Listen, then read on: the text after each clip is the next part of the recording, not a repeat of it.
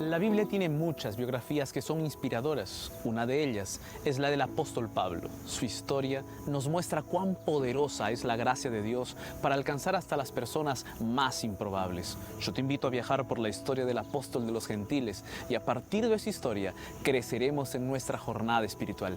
Quédate conmigo, está comenzando Fe para Hoy.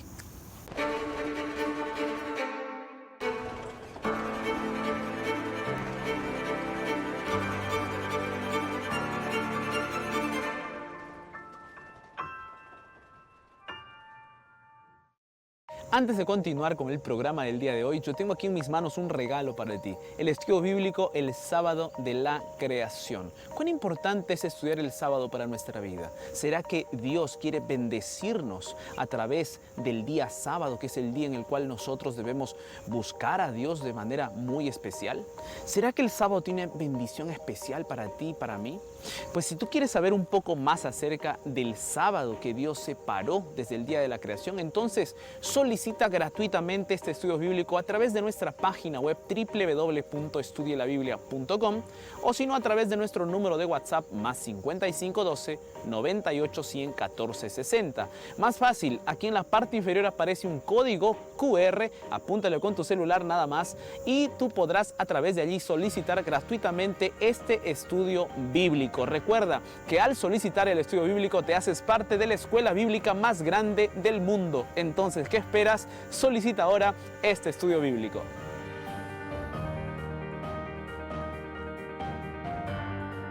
Hechos capítulo 7, versículo 58 dice lo siguiente: y echándole fuera de la ciudad, le apedrearon. Y los testigos pusieron sus ropas a los pies de un joven llamado Saulo. Sabes, a veces suceden cosas improbables y sorprenden a muchas personas. Por ejemplo, un político que nadie esperaba es elegido. Un deportista que no era el mejor gana la competencia más popular. Un equipo que es pequeño gana el campeonato. Muchas veces estas sorpresas también son negativas, como la muerte de un joven, la pérdida de un empleo o una enfermedad inesperada. Estas son cosas que no esperábamos, pero que de igual manera sucedieron. En la vida espiritual también aparecen momentos improbables. El texto bíblico de hoy nos muestra uno de ellos.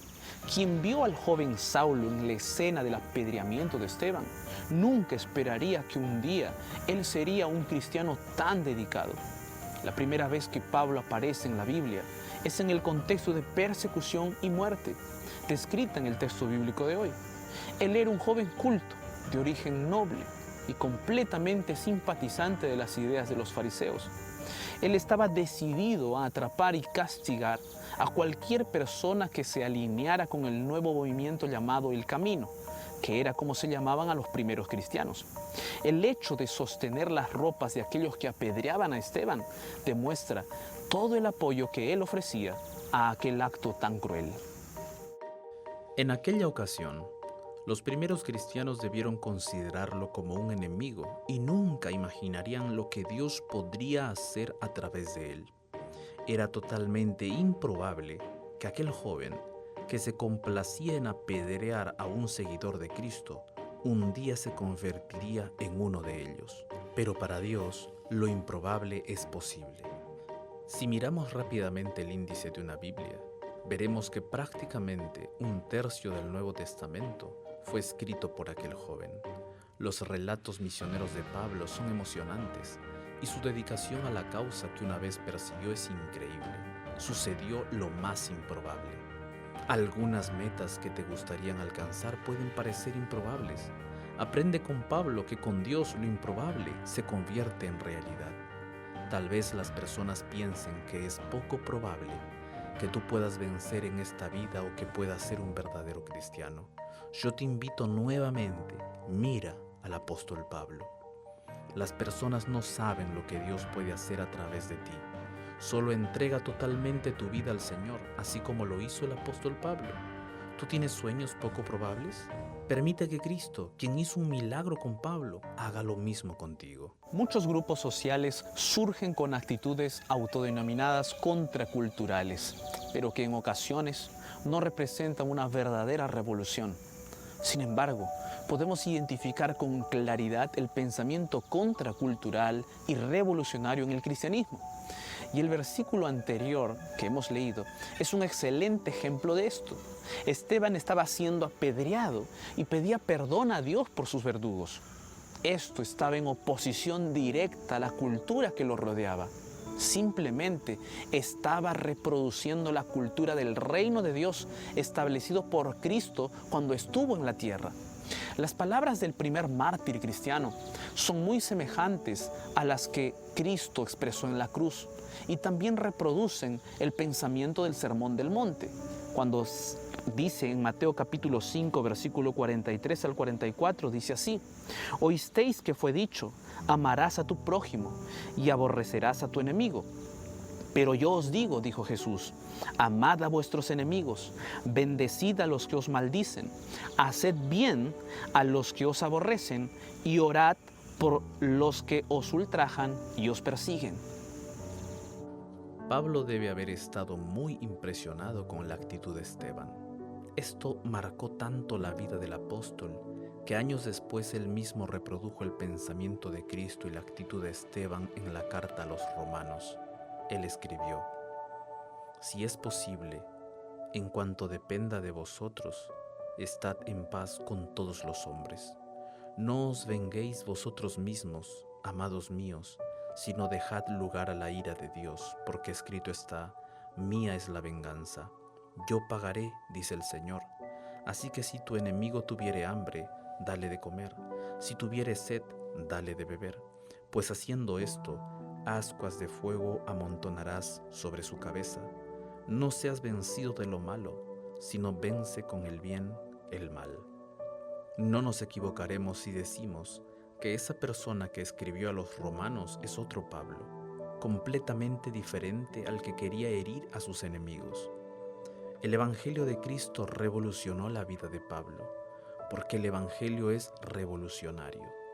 El teólogo Frederick Five Bruce escribió: cuando Cristo pidió a los hijos del reino que cultivaran la justicia y la misericordia, la humildad y la mansedumbre, la pureza de corazón y la paz con las personas, cuando les enseñó a poner la otra mejilla, a caminar una segunda milla y devolver el mal a los enemigos haciendo el bien, cuando insistió en que la voluntad de Dios se realiza de un modo completo en la ejecución de actos de amor, Él invirtió las reglas que fueron aceptadas y puso una amenaza mortal a la base del poder imperial en lugar de ofrecer resistencia armada.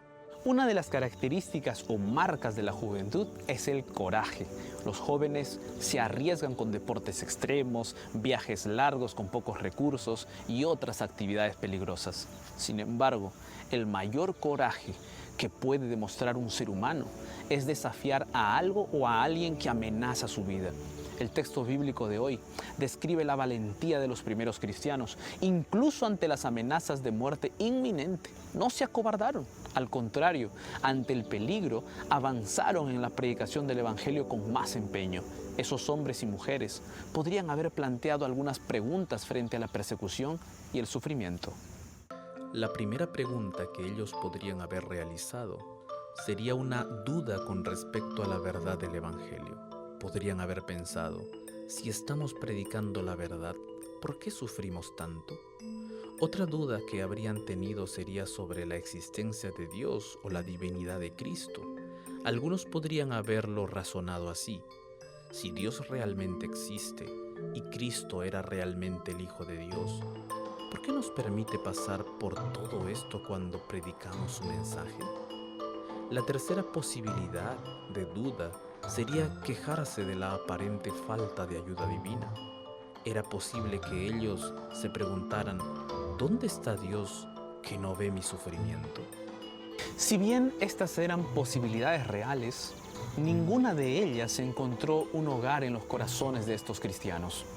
Cuanto más apremiaba la persecución y el sufrimiento, más crecía el espíritu y el celo por la predicación del Evangelio. Desafortunadamente, En nuestros días, muchos cristianos se desaniman de la fe cuando pasan por problemas, dudan de Dios cuando son perseguidos o abandonan el caminar cristiano cuando piensan que han sido agraviados por los hombres y por el cielo. En estas personas, el coraje de Cristo no encuentra un hogar. La experiencia de aquellos primeros cristianos nos enseña que no importa lo que tengamos que sufrir, no debemos desanimarnos de la fe. También aprendemos de ellos que no podemos vincular nuestra devoción a Dios con los beneficios que creemos que merecemos obtener de Él. Con o sin beneficios, debemos permanecer firmes en Cristo. La valentía de seguir adelante, incluso en medio de las dificultades, es un don de Dios y está a nuestra disposición. Ora ahora, pidiéndole a Dios que te dé las condiciones suficientes para que puedas seguir caminando, aunque las cosas no funcionen como esperabas. Créeme, Dios te dará el coraje. Efesios capítulo 2, versículo 8 al 9 dice: porque por gracia sois salvos por medio de la fe, y esto no de vosotros, pues es don de Dios, no por obras, para que nadie se gloríe.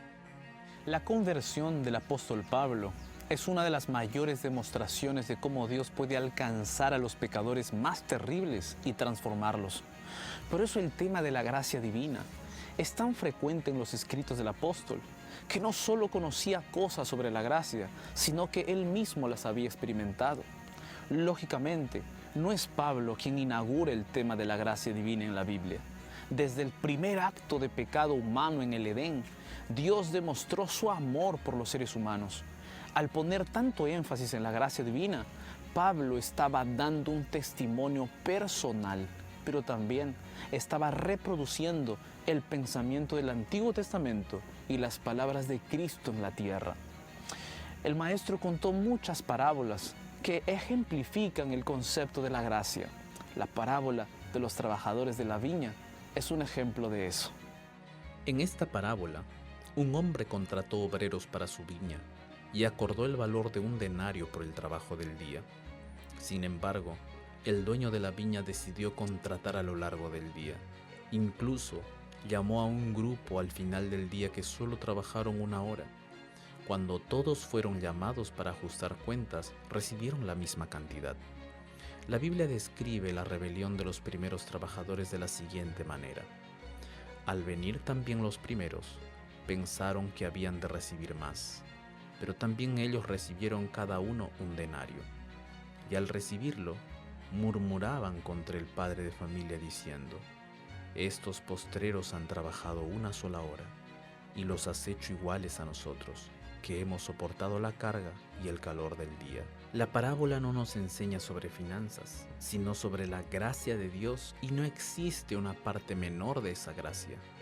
Había una moneda que valía 1/12 de denario. Como comenta T.W. Mason, se llamaba pandión, pero no existe tal cosa como 1/12 parte del amor de Dios. Pablo entendió bien este concepto. Él recibió 100% de la gracia divina. Dios no divide su amor según el valor de cada persona. ¿Y sabes por qué? Porque nadie lo merece. No importa quién eres, qué has hecho o cuánto tiempo hace que aceptaste a Cristo.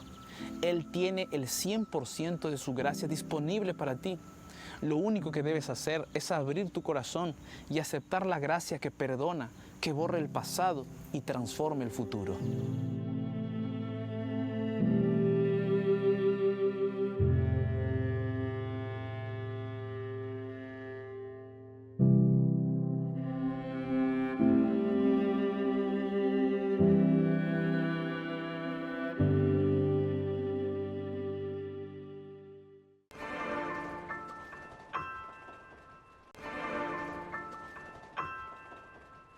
Cuando Cristo llega, conquista y transforma con una velocidad mucho mayor de lo que podamos pensar. Pablo vio a Jesús y ese fue un cambio profundo en su vida. Su forma de ver el mundo cambió radicalmente. La visión de Cristo cambió su cosmovisión. Todos necesitamos una conversión, Pero algunos se olvidan de enfocarse en Jesús. Él es el único que promueve un verdadero cambio de rumbo. ¿Qué te parece si contemplamos a Cristo a través de su palabra diariamente para que pueda convertir tu vida a Él por toda la eternidad? Hechos capítulo 9, versículo 17 dice: Fue entonces Ananías y entró en la casa, y poniendo sobre él las manos dijo: Hermano Saulo, el Señor Jesús, que se te apareció en el camino por donde venías, me ha enviado para que recibas la vista y seas lleno del Espíritu Santo. No es una regla, pero muchas veces sucede lo siguiente. Cuando llega un nuevo niño a casa, el mayor se comporta de manera agresiva o a veces actúa como un bebé para llamar la atención de los padres. Esto dura poco tiempo, ya que muy pronto el mayor desarrolla un amor por su hermano que durará toda la vida. Cuando un bebé llega a casa, hay alegría, hay celebración por las pequeñas cosas que hace. La sonrisa desdentada, los pañales sucios, el llanto estridente, todo es motivo de celebración por parte de la familia que da la bienvenida a un nuevo integrante. Nadie en su sano juicio exigiría que un bebé tenga el comportamiento y la comprensión de un adulto. Cuando crece un poco y empieza a caminar, se celebran los pequeños pasos, las caídas son comprendidas y lo ayudamos a levantarse nuevamente para que pueda seguir caminando. Aunque Pablo era un gigante intelectual, todavía era un bebé en la vida cristiana allá en Damasco. Pero fue bienvenido en la comunidad de creyentes de esa ciudad. Aunque Ananías inicialmente sospechaba, recibió la guía de Dios para recibir a Pablo y cuidarlo. Posiblemente la iglesia de Damasco sea el resultado de la dispersión de los creyentes después de la muerte de Esteban. Ellos no eran cristianos profesos, provenían del judaísmo y posiblemente de otras formas religiosas que existían en esa ciudad. Sin embargo, aunque eran cristianos que iniciaban la caminata espiritual, se comportaron como grandes personas espirituales. Acogieron al nuevo hermano sin exigencias, sin listas de conducta, pero con amor fraternal. La conversión de los pecadores debe ser algo esperado por la iglesia. Es para eso que ella existe. Todo cristiano debe estar preparado para recibir a sus nuevos hermanos con los brazos abiertos en la comunidad cristiana. También deben estar dispuestos a celebrar los pequeños pasos y no criticar las caídas, porque los nuevos aún están aprendiendo a caminar. A veces las personas se convierten, pero llevan marcas de su vida pasada, de pecado, y algunas de esas marcas nunca las dejarán hasta que Cristo regrese. Estos también deben ser bienvenidos. Son nuevos hermanos. La iglesia de Damasco nos dejó una tremenda lección para la iglesia de hoy. Debemos recibir a los nuevos hermanos sin prejuicios y ayudarlos en el camino de la maduración cristiana. Dios espera esto de cada uno de nosotros. Hechos capítulo 9, versículo 15 dice: El Señor le dijo: Ve, porque instrumento escogido me es este, para llevar mi nombre en presencia de los gentiles y de reyes y de los hijos de Israel. Conocí a Luis en un lugar donde estaba haciendo una serie de evangelismo con un grupo de amigos. Para la visión de esa comunidad, Luis era solo un alcohólico que trabajaba para mantener su adicción. Pero a los ojos de Dios, Luis era alguien con potencial para liderar su iglesia en esa comunidad. Las personas vieron a Pablo como un enemigo de los cristianos, pero Dios vio a Pablo como un instrumento poderoso, como un potencial para difundir el evangelio. Si observamos el versículo bíblico de hoy, nos daremos cuenta de que por anticipación Dios ya estaba anunciando la gran bendición que el apóstol sería para el mundo. Pablo aún no había hecho ninguna obra en nombre del reino de Dios, pero aún así Dios ya veía ese potencial. Solo habían pasado unas pocas horas desde que conoció a Cristo en el camino a Damasco y los efectos de ese momento todavía estaban en sus ojos. Pero el Señor, nuestro Dios, ya vio en él ese potencial para ser un gran instrumento en sus manos. El propósito por el cual Jesús llamó a Pablo también se expone en el versículo bíblico. Él debía mostrar a Cristo a través de sus palabras y exaltar el nombre de Dios a través de su testimonio. Dios ve en nosotros lo que podemos llegar a ser cuando estamos en sus manos poderosas. No son las palabras de las personas sobre ti las que definirán quién eres o cuál es tu potencial. Lo que importa es lo que Dios dice de ti y en lo que te convertirás cuando te entregues completamente a Él. Como resultado de esa serie de evangelismo, surgió una iglesia en esa comunidad. ¿Y sabes quién se convirtió en el líder de la nueva congregación? Luis se convirtió en ese líder. Él participó de toda la serie de evangelismo.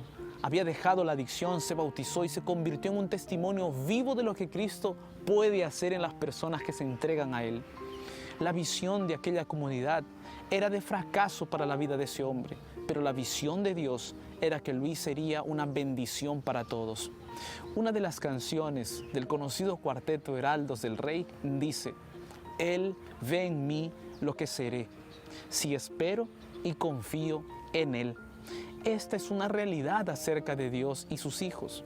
No aceptes que la opinión de las personas sobre ti pueda limitar tu potencial. Dios te mira pensando en lo que te convertirás en sus manos. Lo hizo con Pablo, con Luis y lo puede hacer contigo también. Entrégate a Dios ahora y todos los días de tu vida. Él te cuida y te prepara para grandes cosas. Hechos 9:16 dice: porque yo le mostraré cuánto le es necesario padecer por mi nombre. Vivimos en un periodo de la historia del cristianismo en el que muchos líderes religiosos hacen falsas promesas para atraer a las personas a sus iglesias. Son promesas de prosperidad financiera, salud inquebrantable, matrimonios blindados ante cualquier tipo de problema, entre otras cosas. La idea de estos predicadores es que al aceptar a Cristo, la vida se convertirá en un mar de rosas. Pero cuando Cristo mismo extendió la invitación al apóstol Pablo, sus palabras fueron en un sentido diferente. En el versículo bíblico anterior vemos cuán realista fue Cristo al llamar a Pablo para que lo siguiera. No hubo falsas promesas de seguridad y tranquilidad. Al contrario, en los primeros momentos de la vida cristiana del apóstol Pablo, él ya recibió un retrato fiel de lo que le esperaba. El sufrimiento se convirtió en su credencial de apostolado. Cuando necesitó convencer a los cristianos de Corinto de la validez de su ministerio, usó el sufrimiento como argumento. Él dijo: de los judíos 5 veces he recibido 40 azotes menos 1. 3 veces he sido azotado con varas, 1 vez apedreado, 3 veces he padecido naufragio. 1 noche y 1 día he estado como náufrago en alta mar.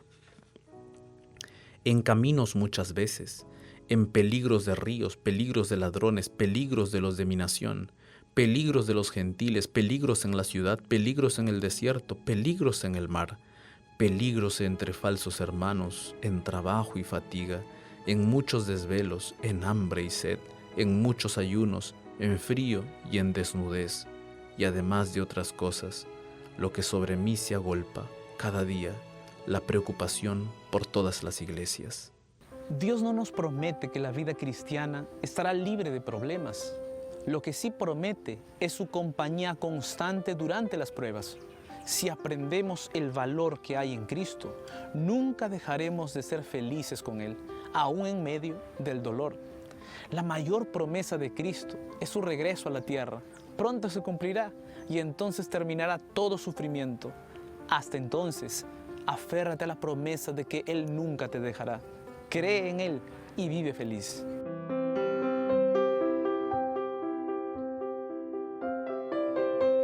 Así como Pablo, a veces necesitamos desaprender para poder servir mejor. Desaprender las malas prácticas provenientes de nuestros padres, desaprender las malas prácticas pecaminosas que hemos desarrollado cuando estábamos lejos de Cristo, desaprender nuestra autosuficiencia y aprender la suficiencia de lo alto. Sin embargo, para todo ese proceso se necesita humildad para reconocer que nuestro conocimiento no está en armonía con lo que Cristo espera de nosotros. De hecho, la humildad para reconocer este hecho será la primera lección de aprendizaje o de reaprendizaje que necesitaremos. En este sentido, necesitamos aceptar la invitación de Cristo que dice: aprended de mí. ¿Qué necesitas desaprender? ¿Qué necesitas volver a aprender? Recuerda, si hoy comienzas a aprender de Jesús, es Jesús quien va a transformar tu corazón. Es Jesús quien va a renovar dentro de ti aquello que necesita ser transformado y renovado. Es Jesús quien va a limpiar la suciedad de tu corazón y te va a dar una nueva vida. Entonces, ¿te parece si hoy comienzas a vivir más cerca de Jesús? ¿Te parece? Yo espero que sí. Que Dios te bendiga.